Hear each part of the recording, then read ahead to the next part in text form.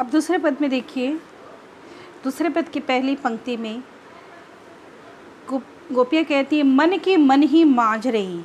मतलब गोपियाँ अपने प्रेम को श्री कृष्ण के सामने प्रकट न करने के कारण दुखी होकर कहती हैं कि मन की इच्छाएं, मन की अभिलाषाएं मन के मन में ही दबकर रह गई हैं। फिर कहिए जाई कौन पे उधो नाही परत कहीं। अपने मन की व्यथा किससे जाकर कहें। प्रेम पीड़ा तन मन की व्यथा, मतलब तन मन की व्यथा को, प्रेम की पीड़ा को दूसरे के सामने प्रकट भी तो नहीं कर सकती। अवधि आधार आस आवन की, मतलब श्री कृष्ण के लौटने के मन में आशाएं संजय हुए उनके आने की अवधि को अपने जीने का आधार बनाकर तन और मन की व्यथा को सहन कर रही थीं। अब अगले पंक्ति में देखिए, अब इन जोक संदेशनी सुनी सुनी, किंतु अब तुम्हारे द्वारा योग संदेश सुनकर विरह पीड़ा अचानक बढ़ गई है।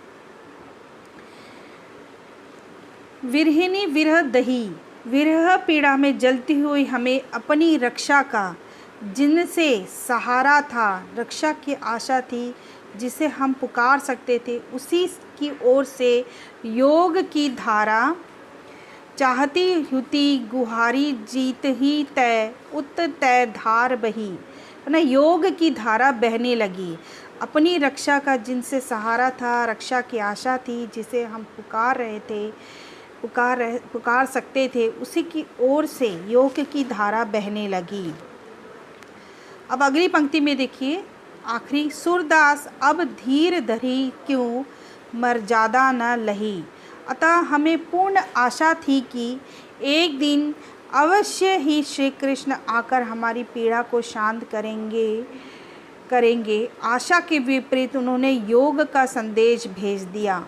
अंत में गोपियाँ व्यथित मन से उद्धव को दोष देती है, बुरा भला कहती हैं कि जिनके कारण हमने मर्यादा को छोड़ दिया था, उन्होंने अपनी मर्यादा का पालन नहीं किया। अब हम कैसे धैर्य धारण कर सकते हैं।